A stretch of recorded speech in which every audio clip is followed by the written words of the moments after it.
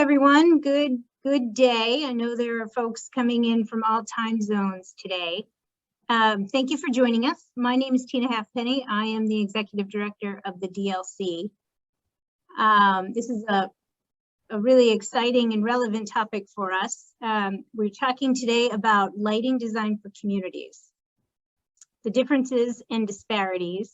This is a topic that deserves some reflection, and we're looking forward to beginning the conversation today, especially as so many communities consider their outdoor lighting for energy savings. I'm so pleased that we were introduced to Lauren Dandridge to facilitate this introduction and discussion of equity in community lighting design.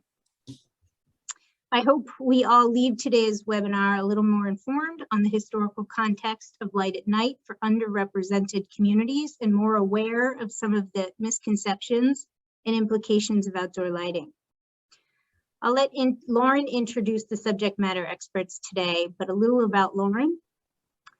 Lauren is a 17-year veteran in the lighting industry with a portfolio of award-winning projects across the country.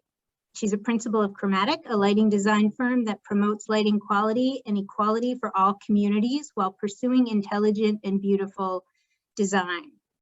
Lauren's also an adjunct professor at the School of Architecture at the University of Southern California, where she teaches architectural lighting design.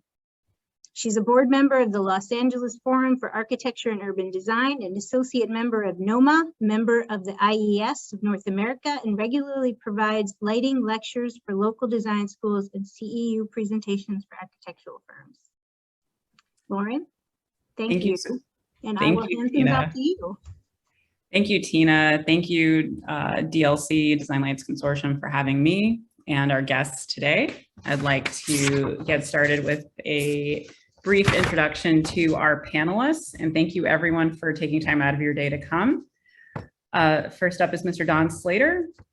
He is an associate professor in sociology at the London School of Economics and co-director of the Configuring Light, Staging the Social Research Group. His current research focuses on light and lighting as core elements of the urban fabric and aims to foster dialogue and collaboration between social research, lighting design, and urban planning, particularly in the public realm, space, and infrastructure. Next, we have Robert Williams. He is an assistant professor of political science at Bennett College in Greensboro, North Carolina. His studies center on political theory, especially modern, contemporary, and critical theories. Most recently, he has concentrated on environmental justice, the spatiality of politics, and the spatiality of night. And then finally, and last but not least, Mr. Joshua Scannell. He is an assistant professor of digital media theory at the New School of Media Studies. He is interested in understanding how changing digital technologies transform the relationship between the body and its environment, and how this relates to race and gender-based political and economic exploitation of various populations. So thank you all for being here. We're very, very excited to get this conversation started. I wanted to really begin the panel by sort of talking about why it is that we do the research that we do.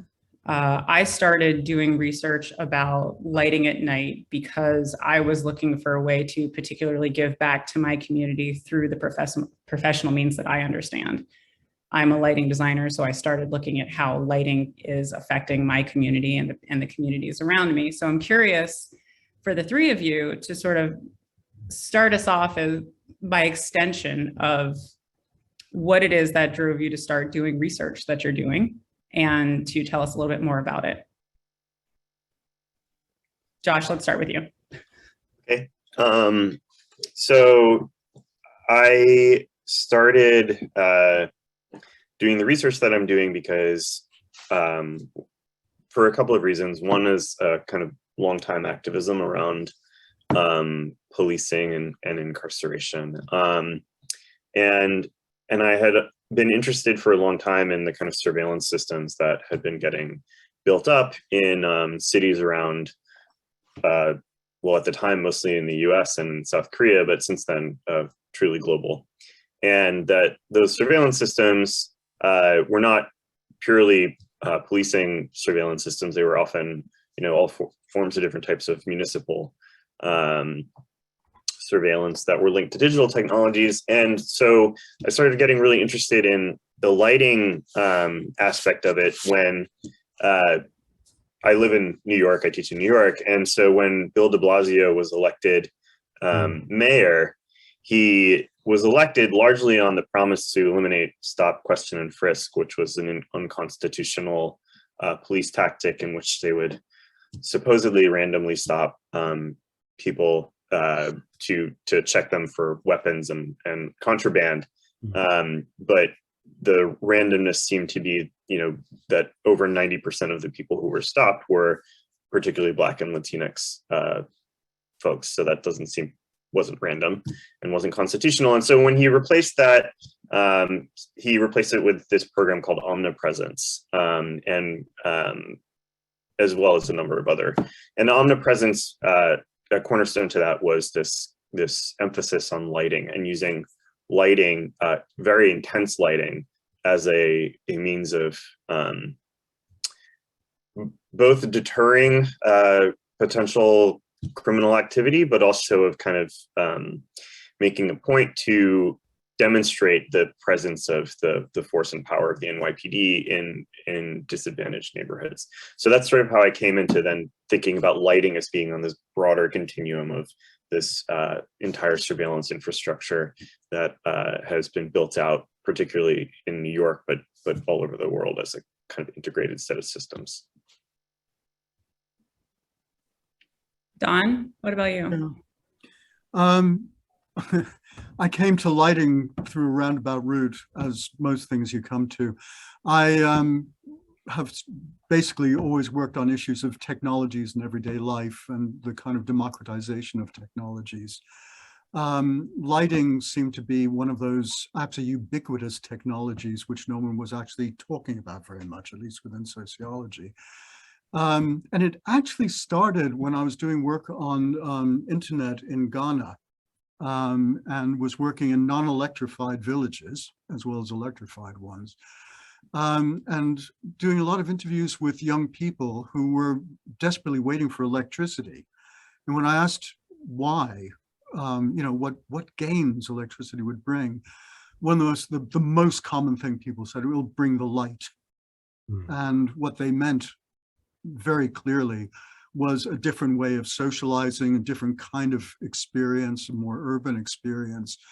And it really opened up the question of what kind of lives do people want to live and what kind of infrastructures they need in order to live them. So the question of light, which is both about people's desires, also about, about power and control, about material infrastructures, it seems to bring all those issues together. Robert, what about you? Okay. All right. Thank you. My interest in night and illumination comes from my work years ago on environmental justice and spatiality of politics, as I think you mentioned earlier. And that led me to focus on, because I'm a political science professor, focus on territory, which is the area in which we live, and also the territory of states and countries. And then from that, I got interested in how territories can maintain control or not, as well as the possibilities of progressive movements that might try to push for justice, peace, and fairness, and so on. And then that itself pointed me to space and time. And one area that it interested me was the issue of night. Perhaps when I was younger, well, actually, when I was younger, I was interested in Halloween. I was interested in sort of scary movies and so on. And so night and darkness are those type of times and places that are particularly fraught with peril, but also with perhaps hope. And so from that, I then added an interest in the spatiality of night. And then that brings me into light, because light is one way to what I call re-territorialize the social control, the lack of social control that comes when darkness descends upon the landscape or the cityscape. And so that's what I do. In addition, I also added W.B. Du Bois, who also allows me to understand some other features with regards to marginalized communities and so on. So all that together brought me into nighttime, space, and then illumination. It's really interesting. I'm curious. So, of the four of us, on here, unless I'm mistaken, I believe I'm the only practicing lighting designer. I think that, you know, the audience that the DLC typically has are, you know, more practitioner focused groups. And I think that what's amazing about the three of you is that we have almost like a collective of historians in terms of lighting applications at night. And so for the audience today, I'm wondering if we can sort of take a step back and talk about how we got to the way lighting is right now at night. If it starts with awareness, how can we disseminate this information so that people can say, oh, this actually is a thing? And I'm curious, you know, and whoever wants to answer, you know, can start first, like, how did we get to the current ways that cities are lit at night and how neighborhoods are lit differently? That sounds like a lecture in the making. It's a very big question. I've got to say, it's also one which is going to have a different answer depending on where you're answering it from. You know, both in terms of different political systems in different cities and countries, different forms of provision, also different traditions of design and so on. I mean, pertinent to this gathering, though, I mean, you know, most lighting over the modern period everywhere starts with social control, political control of public space, surveillance, and a kind of, you know, increasing government taking on responsibility for public order. And so much of the technology on the street has been about that. It takes more, it's taken more or less technical forms. You know, standards were written, different technologies came into play. But basically light has, you know, largely formed around the idea, on the one hand, of making sure that cars and people don't crash into each other, and that, again, you know, public order is maintained.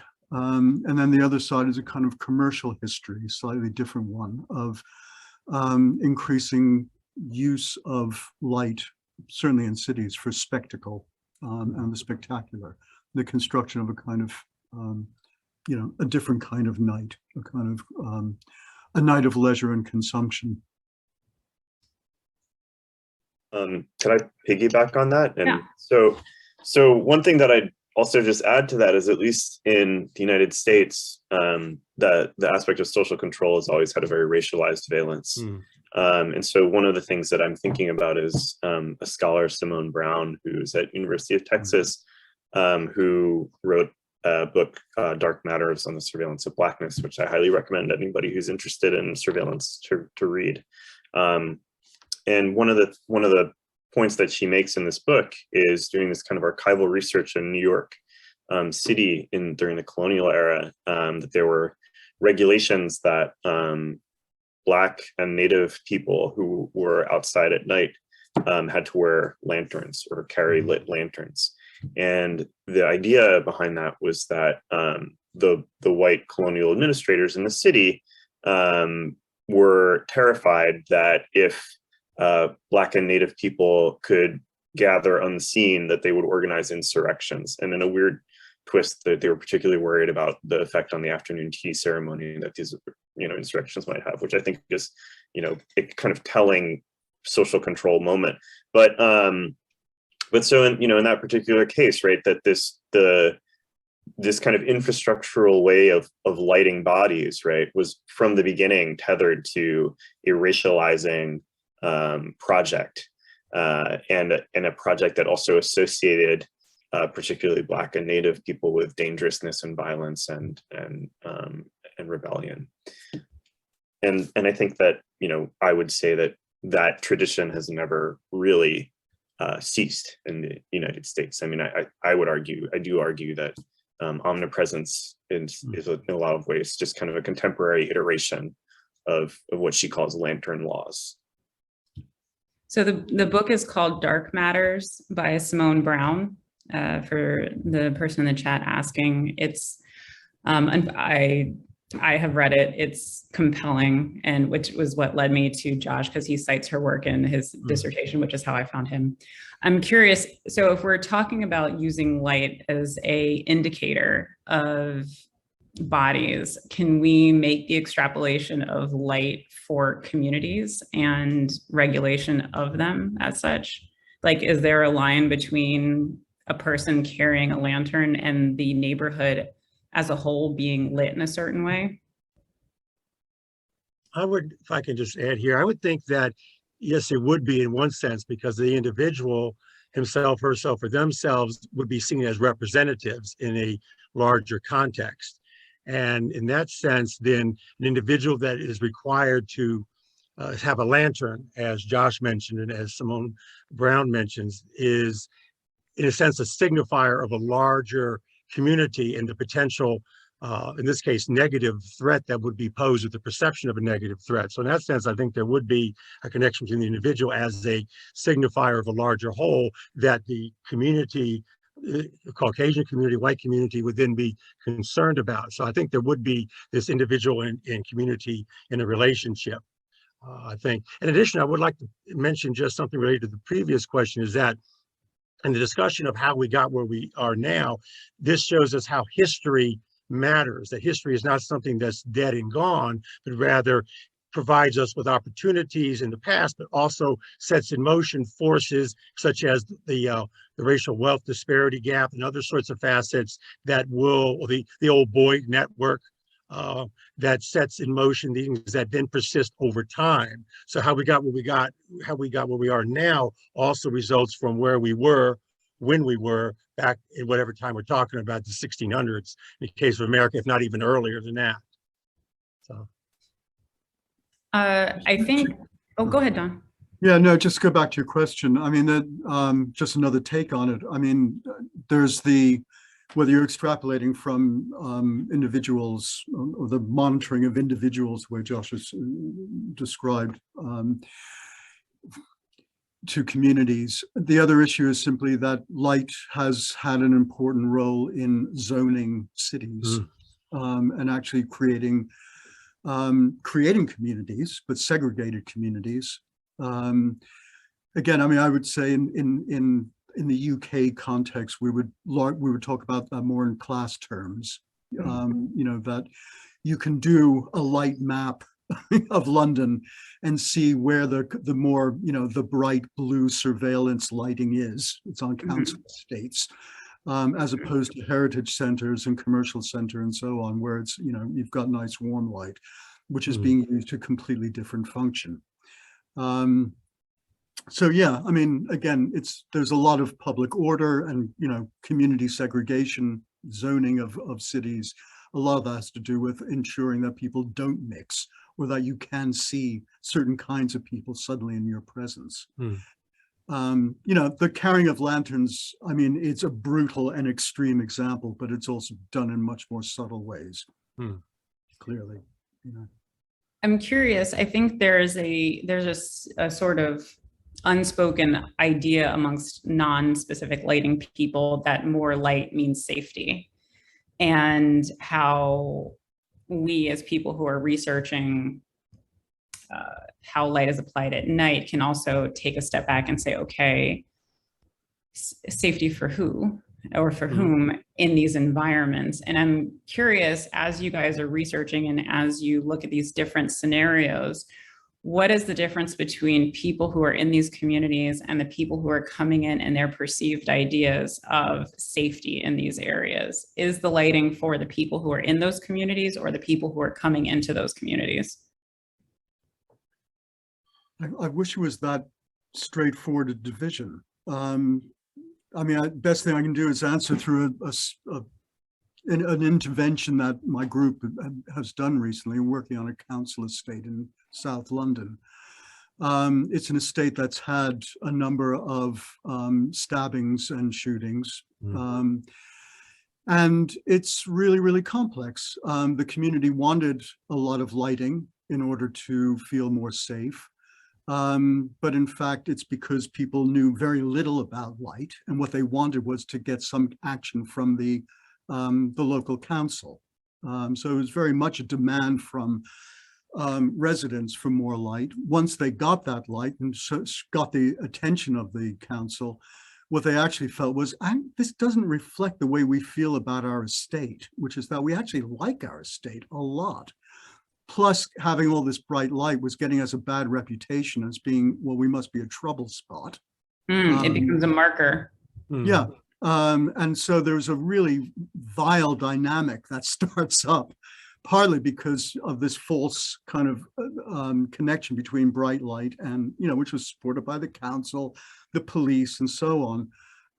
Anyway, we went in and did a lot of work with the community. And what we came up with was lighting, which was basically a lot warmer, half the intensity of what they had before. It gave a real atmosphere, and everyone said, oh, we feel a lot safer now. Yeah. But this required about a 6-month conversation with everyone kind of learning about light, about how they felt about their estate, articulating it. People, a very mixed population in every conceivable way. And there had to be a conversation, which was really about what kind of space they wanted to live in. Do you think that municipalities that are providing these lights have a responsibility to engage communities to try and achieve these effects? Yeah. Yeah. They also have a responsibility to educate themselves about light, as part of educating themselves about all aspects of the, urban fabric that they provide. But they're notoriously ignorant about lighting. Yeah, I want to sort of double back and go back to omnipresence, because I feel like this is a great example of someone who had a really good idea in a vacuum and then applied it in a way that without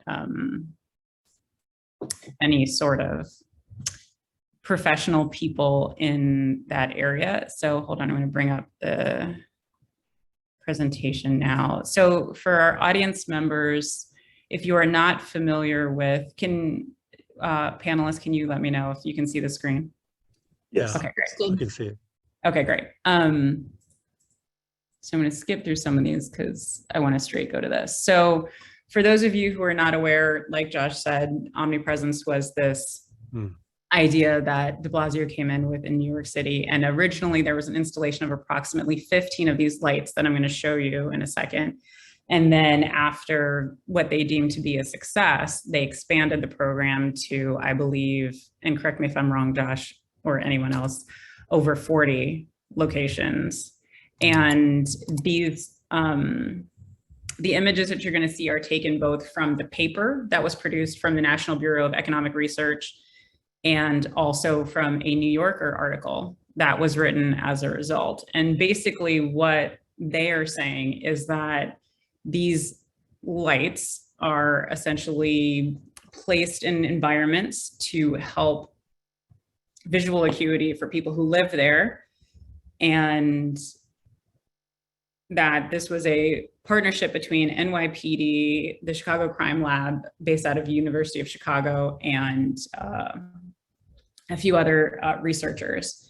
And they're saying that essentially after they placed these lights, they were able to reduce index crime by 36%. And in case you're not familiar with it, these are the light fixtures, I use that term loosely, that were placed, and each one of these towers emits about 600,000 lumens. And as you can tell here, they are directional. So they're not one big glowing orb. They're definitely pointed in different directions. And they are on from sunset to sunrise. So this is actually from the paper. I just clipped this in here. And then these are images taken from just a Google search of the towers in different locations. And then there was actually a small 5-minute documentary by Nadia Halgren. And this image is taken from her documentary. This is Edward Bartholomew, who's another lighting designer doing research for lighting at night and justice, found this image. And this is taken from the documentary, from Nadia Halgren's documentary. So you can see the public housing buildings here. And this is their what I would probably guess is high pressure sodium lighting outside. And then this is one of the towers here. And here's another example of it outside of the building. And you can see just from the shadows that are coming from it, just how intense and directional it actually is. And so I want to sort of come back to this idea of how something like this starts and how we get to a place where we can actually make it better.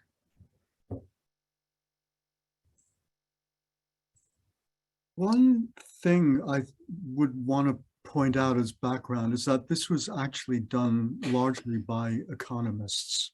Yeah. And it's very much about economic cost.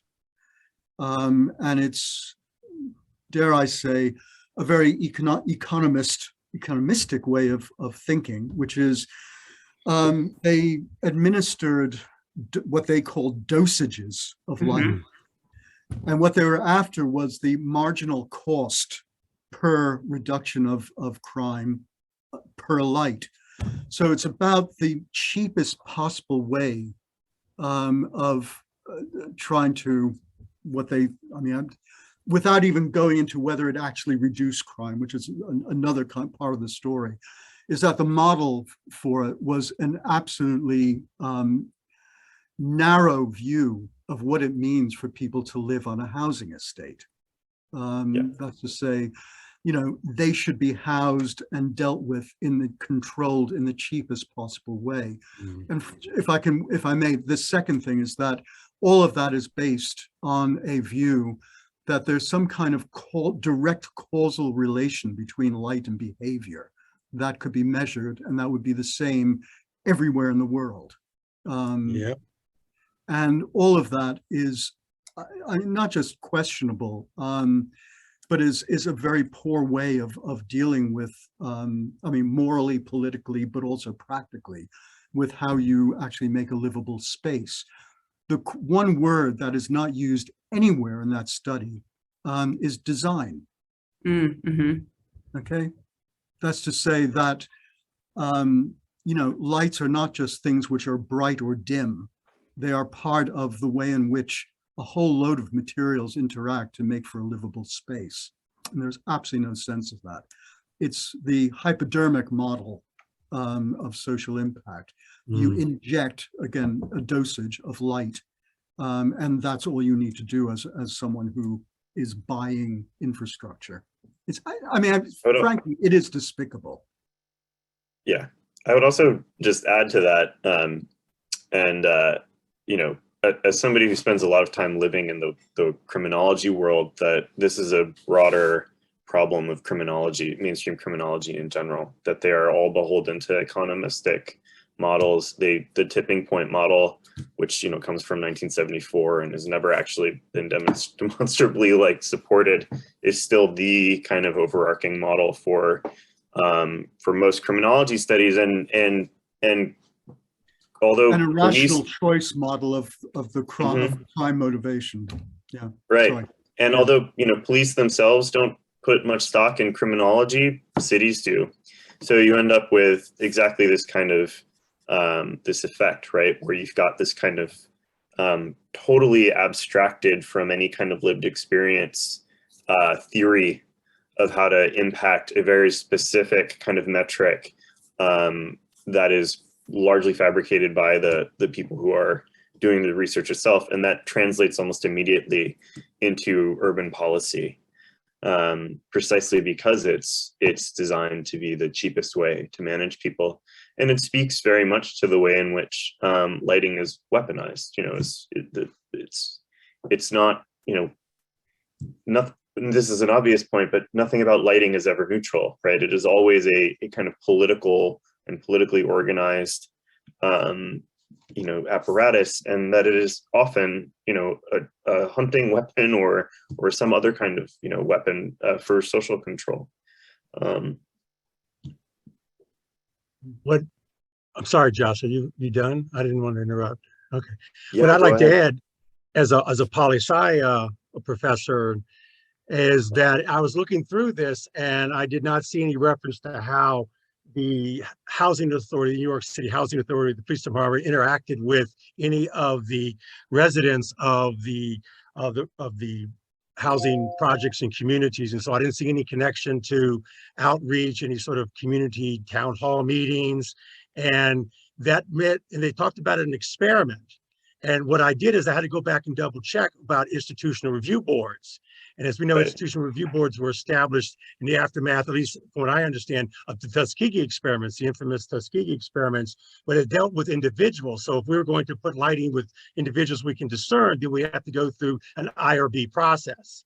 But I looked in vain and I didn't see any reference to that in this research, and they talked about experiments. So all I kept thinking of is, I guess you couldn't identify any given person in the community or the buildings, but then I thought that this cried out for some sort of review process that would say, oh my gosh, this glare, the assumptions of all this lighting would mean that we are criminals by nature, quote unquote, and that why are we being treated like this?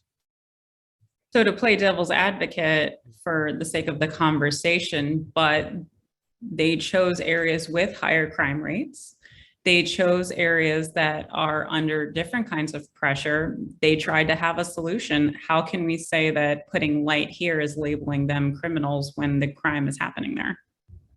Well, what I would suggest is that the idea is not simply to look at the crime, but also the causes of crime in the larger structure. That's what I tend to look at in my own research. So crime may occur here or there, but what would cause crime to rise or emerge in the first place? And that moves into deeper beyond simply the symptoms into symptoms, which would be perhaps crime or other facets. What about the educational infrastructure, the school to prison pipeline, things like that, that would bring in racial and other ethnic biases. And so in that case, instead of bringing people together, we're just going to go ahead and plop some sort of solution down in this spot and try to solve it. And then economistically, we can say whether it worked or not in any sort of marginal way. I'm not sure if I fully addressed your question, but I always say look at the larger picture, the communities, and try to bring people together. But New York City is a big place. I recognize the difficulty of that. It's not a small town or whatever. So, but it would require a lot, with a big problem, it would require big solutions and a lot more input. I think there are 2 points here. One is that, yes, you can't detach crime from the entire kind of world that makes, for certain kinds of relationships between people and institutions. But there's also, and then there's also the issue of detaching light as one variable. Again, as if it were some sort of magic bullet that could be shot into a situation to deal with things, which is a fairly daft way to think about light. It's something which is with many, many different properties. It's not just bright or dim and so on. So, there are kind of 2 issues there. There's an ignorance about light, and there's a refusal to look at people's lives as a whole and the kinds of communities in which they're living. I suppose you could say that, the latter, refusal to look at people's lives in the whole becomes an excuse for simply dealing with them in a technical way. If I shine a lot of light, they'll behave. I think also that there's a longstanding known tendency for cities and power brokers to define what and which crimes matter in particular ways that are that have the effect of, often intentionally, of criminalizing certain types of spaces and populations. But for instance, if we were to, as a culture, culturally in New York City, were we to take serious, domestic violence, for instance, as a serious criminal offense, then those lights would be largely, not to be flippant about it, but they'd be pointed at the NYPD, which has a rate of domestic violence that is far above and beyond, right, what you find on kind of normal. So there's a question here too, right, of like what kind of,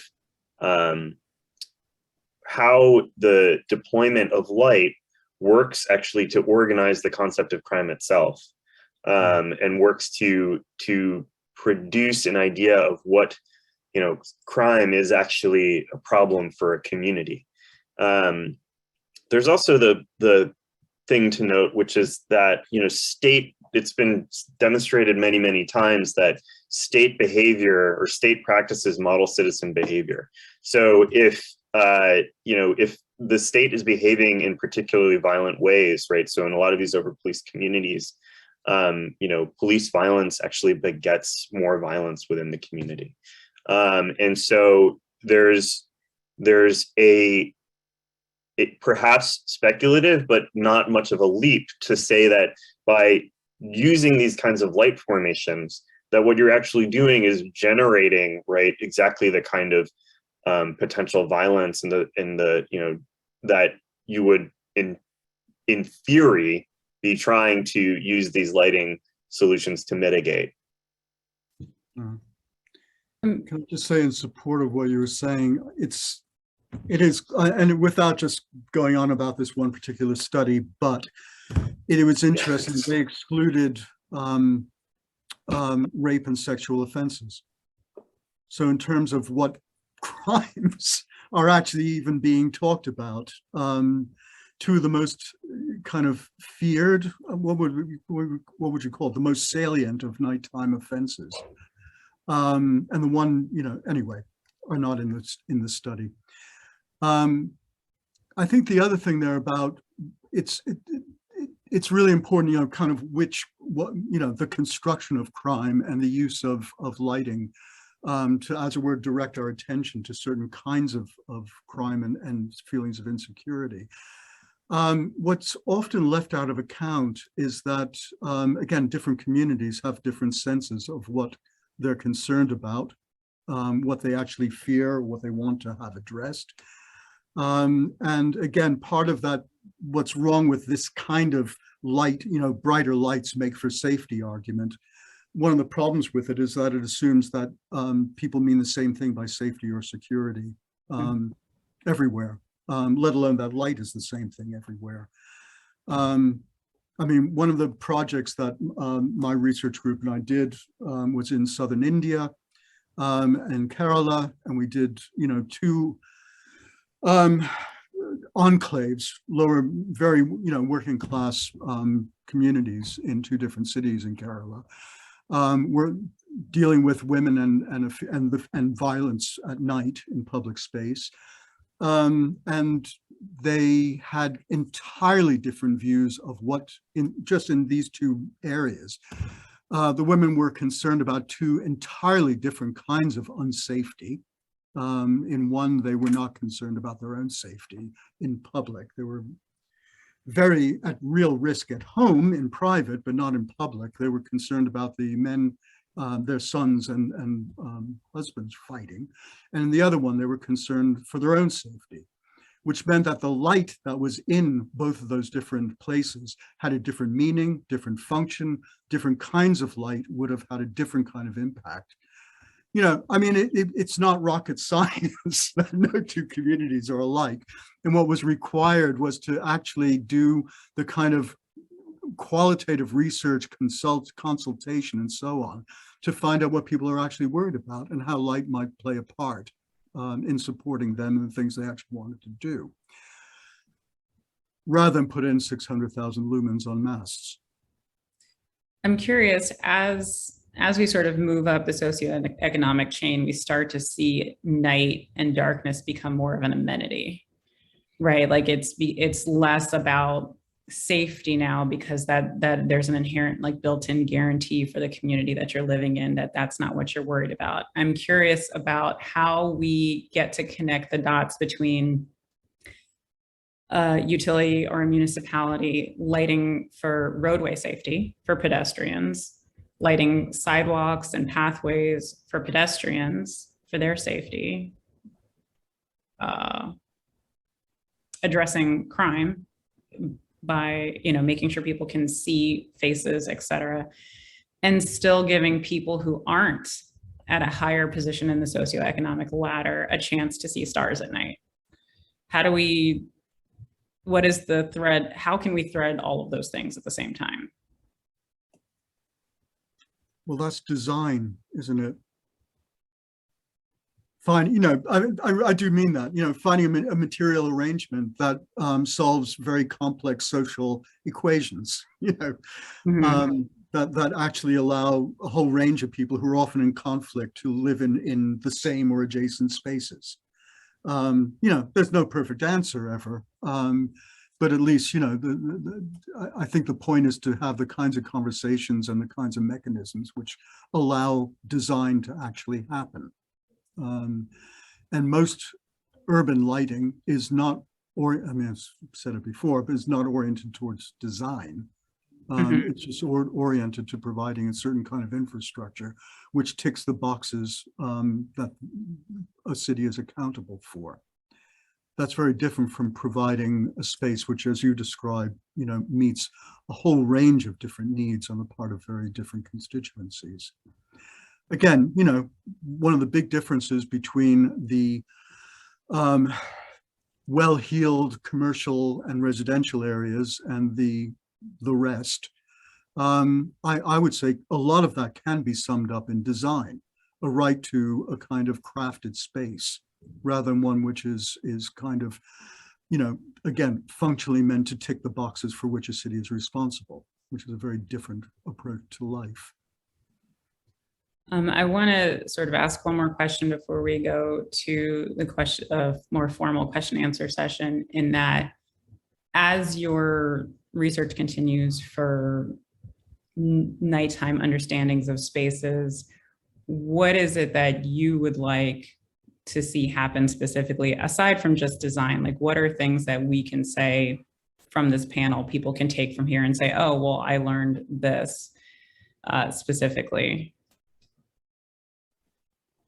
Well, if I may go first, I think for me, the issue, because I'm a political scientist, but I'm sure everyone here would agree, the idea is participation and some sort of structure of community interaction with I could say technocrats or bureaucrats, but certainly with the political and elected officials that are out there. I think that's one of the important facets that becomes important. So at town hall meetings, perhaps located in a community, not necessarily in the downtown area, which may be further away from some communities. So more participation by those that are going to be affected, including potentially things in terms of dimming lights at a certain point in time, though I'm not certain if that always works, but dimming lights at a certain point in time, certain types of fixtures that aren't as glaring and perhaps more subtle or subdued, and maybe even having areas that do not have lighting on purpose for someone can have a dark sky environment.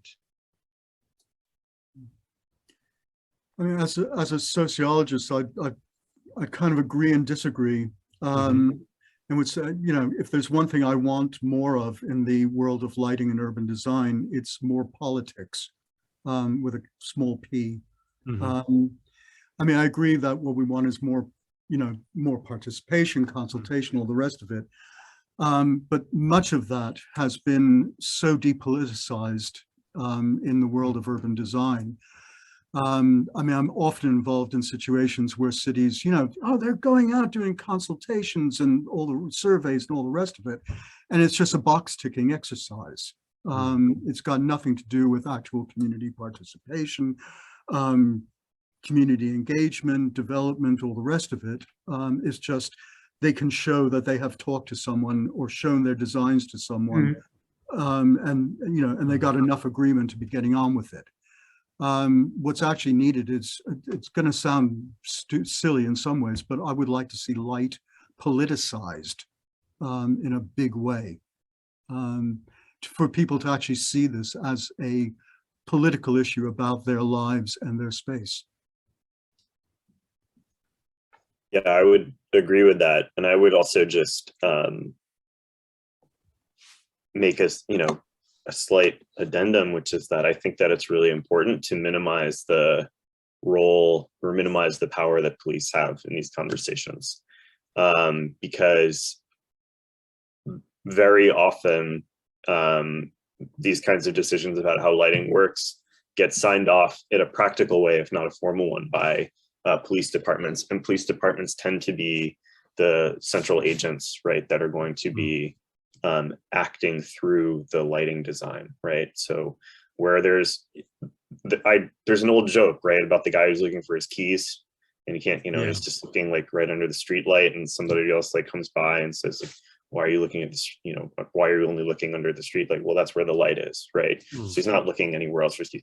And, it's a kind of stupid joke, but I find it actually instructive, right? Because what that's really a joke about is the organization of power, right? And the way in which lighting, right, kind of instrumentalizes and organizes the capacity to intervene, right, to either like find oneself or also to intervene, right, in suspicious behavior. Like, why is this guy, I'm always like, who found this guy on the street? Is it a cop? If it's a cop who's like saying, why are you looking only where the light is, then it's a question of like, well, is this guy gonna, get arrested for, behaving in a way that, so there's all these kinds of power investments in that dumb joke, but that written large, right, I think comes back to this question of the policing, right, and how the police, which are fundamentally violent state actors, and I don't mean that in a like, I do mean it in a anti-police way, but I also mean it in like that's literally their job description, right, is to kind of violently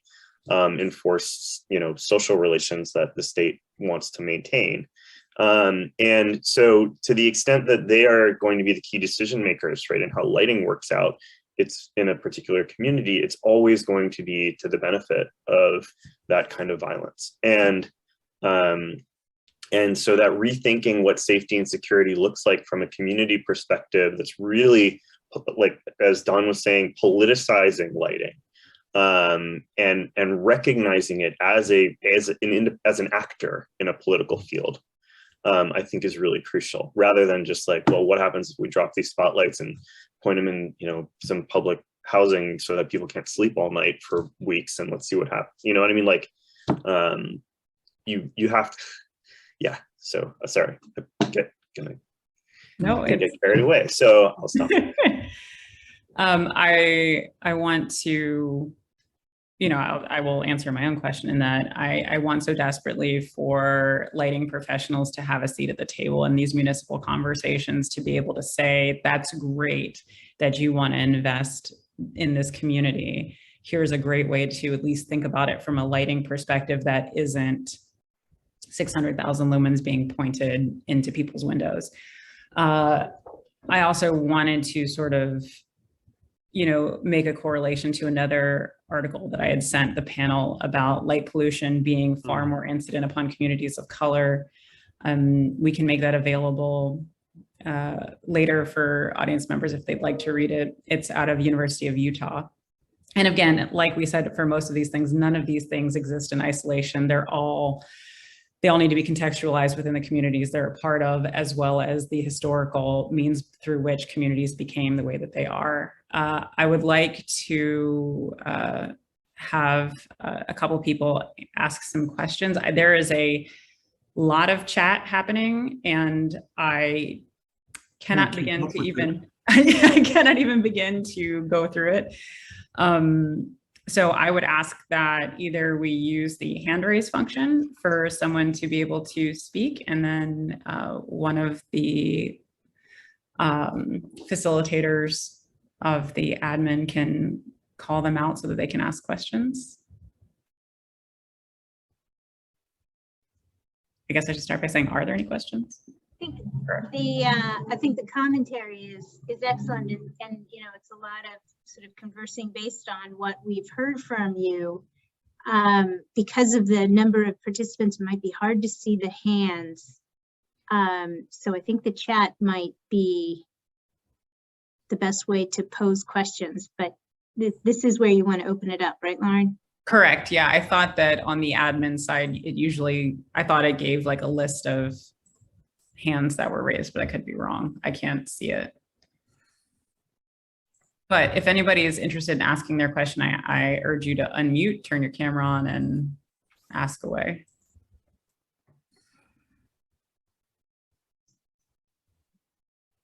I believe if you open the participants list, the ones with raised hands will come through. Okay. Oh, okay. Larissa has a question. Oh, okay, great. Hi. First of all, I want to congratulate the panel is fantabulous. I'm impressed. It's very rare, this topic being addressed among lighting designers. or utilities or anybody that is discussing street lighting.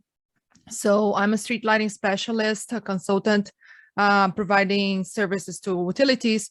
And I often see them not getting even close to that particular topic. So my question is, how do we educate ourselves? I mean, there is any courses or any repository of information about equity for lighting? And the second question would be, is this panel can become a workshop in the future?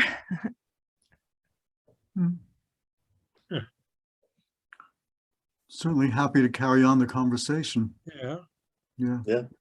indeed, yes.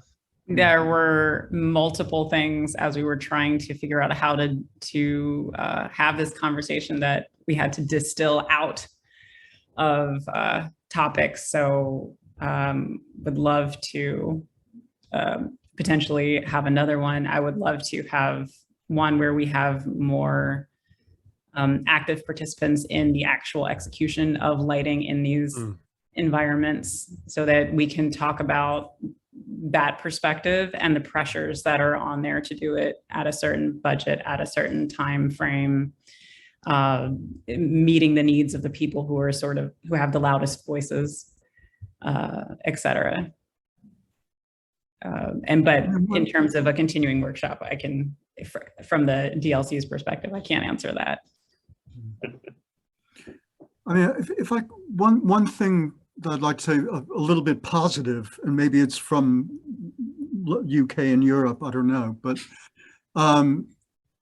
when I started working on lighting, none of these conversations were taking place at all. Lighting was just seen as a purely technical issue, an economic issue.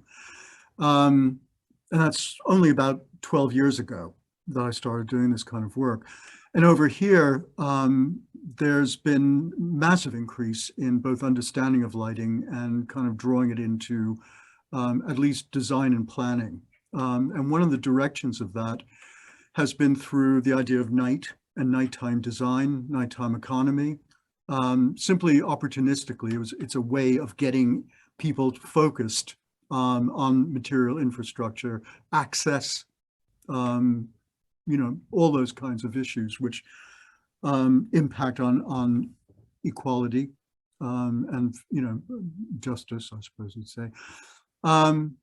Yeah, I mean, there are conversations that are going on now, which weren't happening a while ago. And one thing that's really nice about light, as any designer will tell you, is that once you notice it, you really notice it. And once you change a bit of light in a neighborhood, like the example I gave before in my South London council estate, once you change it, people really see immediately the difference. It's very, very dramatic, almost magical. It's also relatively cheap when we talk to a council to change a certain amount of lighting anyway. It's just to be a little bit positive. Things, are changing, and lighting is now becoming a kind of contributor to a more productive conversation about how to change urban space. We have another hand up, Edward. Thank you. First, I want to thank everyone for this incredible conversation. It's great to see lighting risen to this higher level of thought and thinking about the social implications of lighting. My question has to do with those who are impacted by lighting. How do we language lighting to people in the impacted communities so that they don't necessarily have to be lighting experts, but they can articulate their concerns and what they aspire to have in their communities for lighting? Yeah. I mean, this is something my group has been wrestling with for, again, about a decade. And it's particularly for sociologists, let alone someone who wants to do community engagement. It's really difficult. Light is everywhere, and yet people have very little language with which to talk about and to kind of get at all its features. So what we've always found is that it is, and I don't want it to sound patronizing, but it is an educational process. of helping people to kind of find more of the properties of light and how they might experience them. So we found it really important to do just evening demonstrations, of setting up very cheap lighting installations so people can play with it. We do a lot of night walks, of just taking people and say, just look at the stuff you've been living with. What does it feel like? How does it make you feel? How are you able to socialize with your neighbors with these kinds of, et cetera, et cetera. Look at the shadows. Maybe that's what's making you feel creepy here, because these lights are so bright that everything else feels really threatening. So it's very, very experiential. And then within that, just the absolutely standard community engagement stuff of, how do you feel in your state? What are the problems you're experiencing? How do you live with your neighbors? But to actually fit lighting into those pictures of what is your life like? It takes some time. It also takes professional designers, which I'm not, who can actually respond to this with the material of light, to actually mediate what people are telling us. It's really exciting. It's wonderful stuff. What's crazy about being in lighting is that we trade in this non-tangible art, right? Like we are creating environments. I know architects will tell you something else, but nobody's going into their building at night, right? Like nobody can see your building at night. It looks the same, if there's no lights in there, right? And when we do our jobs well, it's almost like it's unnoticeable for all of the wrong reasons. And yet the environment is right for all of the reasons that have nothing to do with lighting if you ask someone specifically. The same way when you go to a movie and you're like, that was a great movie and it took 700 people to create it, but it was one person's, directorial vision that created it. Like lighting feels the same way, and that we're expecting communities that have no interest in lighting whatsoever to be able to speak to what they need in terms of lighting. And yet we don't want to educate them because they know what they need. And here, we want to make sure that we are speaking with them and not at them. Which again is why it's about politicizing light, to create a political sphere in which people are developing a capacity to think about how their space is designed, how it feels, and so on. And it's a process, and it's a political process. So we got a question from the chat that says, what perspectives do you hear from the Black, Indigenous, persons of color communities about their local spaces and how they're being lit, and the degree to which they've been invited to participate in the designing of those spaces? And I know that Mark Loeffler earlier in the chat referenced the North Station project in Baltimore, which was a success that also included a lighting designer, Glenn Trum from Flux Studio. I sent that as part of our pamphlets as well. As you all are researching, are you finding more projects where these communities are being invited to participate? Well, I live in New York, so no. But I mean, New York City is, I mean, there are ones that are happening, but New York City at like a municipal level is pretty notoriously bad, at least, from the work that I've done in engaging with people seriously about what they want out of like their lighting spaces. But I would also say that, to the last point, and to the last question is, people already have a very clear and very sophisticated language about lighting and how it impacts them, right, and what they feel they need, and that's something that I notice over and over and over, right, is that people are not people you talk to are not like confused about how lighting is impacting them, or it's the intentionality behind it, but it's about like you're saying, kind of figuring out a way to bring that into, right, a concrete and productive collaborative design process that actually addresses, right, I will say that in Greensboro, North Carolina, where I reside and teach, the city council has also got involved to some extent. I'm not sure the degree. That's some work I'm working on now to sort of understand the full complexity of it. But city council members have paid attention to communities, historically African-American communities in Greensboro, which Greensboro has been heavily segregated at different points in earlier points in time. So the city council is getting involved in this a little bit more. I just, at this point, can't tell you exactly how much. That's future work on my part. Well, that would be great to find out. There was another hand up. Bob, do you still have a question, or did you? Oh, you put your hand down. Okay, never mind. Well, it is, well, it's 11 o'clock for me here on the West Coast. We have absorbed our hour most quickly. I want to send a very quick thank you to Robert and Don and Josh. Thank you again so much for your time. Don, particularly to you. I know you're finished a long day of teaching and are coming on the heels of the end of the semester or trimester. Yeah, it's that last teaching day. I'm off for a drink now. Yep. Well, you've earned it. Thank you. I think that this was a really excellent beginning to a conversation that will continue throughout, at the very least, the next year, particularly as we see infrastructure being poured into the American infrastructure money being poured into the American economy for the next year and so on. Thank you again to DesignLights Consortium, Tina, Liesl, Heather. Thank you so much for this opportunity for us to be able to discuss this. And thank you all for coming.